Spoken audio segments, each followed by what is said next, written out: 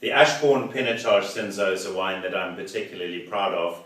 I think it's a first, an unwooded blend of Pinotage with a small component of Cinsault, varying over the years from 20% down to about 14%. And the goal in making this wine, we wanted to make an unwooded version of Pinotage.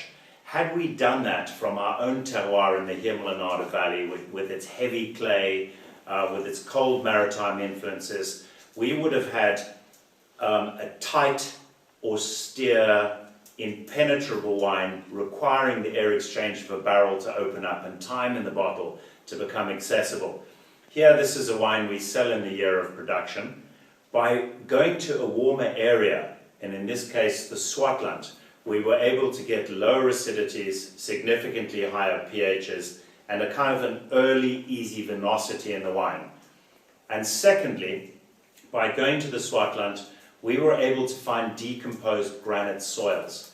Our heavy clay soils on 400 million year old shale create a very tight, spicy, dark, relatively austere expression of Pinotage. We wanted something beautiful, light and open.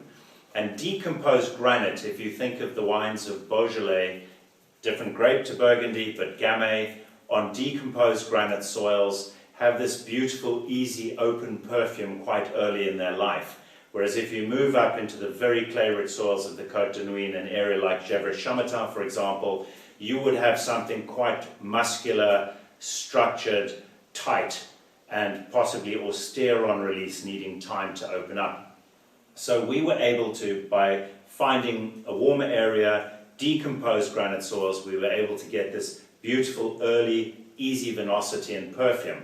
And by blending in a small amount of Cinsault, a thinner skinned grape with a higher juice to skin ratio, we were able to soften to some extent the naturally high tannins that you get in Pinotage. And then there was another factor which was particularly appealing to us. We were able to find a heritage vineyard of Pinotage, which is acknowledged now and certified in a new system the government has introduced, actually a private body, but with the blessing and the control of the official body regulating our industry. This is a seal that guarantees that the grapes were planted before 35 years ago, and this is a 1973 planting. So not only is the location in the Jouberskloof on the Paardenberg a very, very fine real estate in viticultural terms, we have a heritage vineyard, we have the soil we needed, and we have the temperature regime that lends itself to this nice early vinosity in the wine.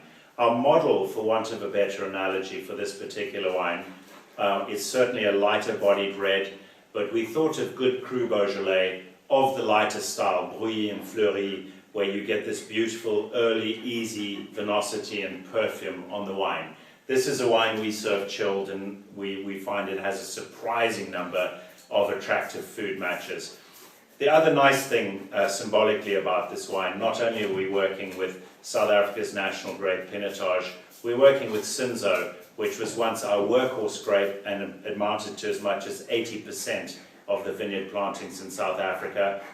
It's largely been replanted to international varieties, and people are rediscovering it, and it's being replanted.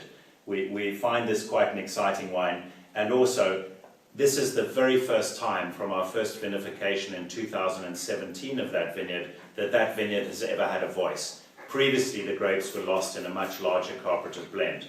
We're very actively involved in its farming, and we buy all the grapes from the vineyard. It's a very unusual wine, and I strongly recommend trying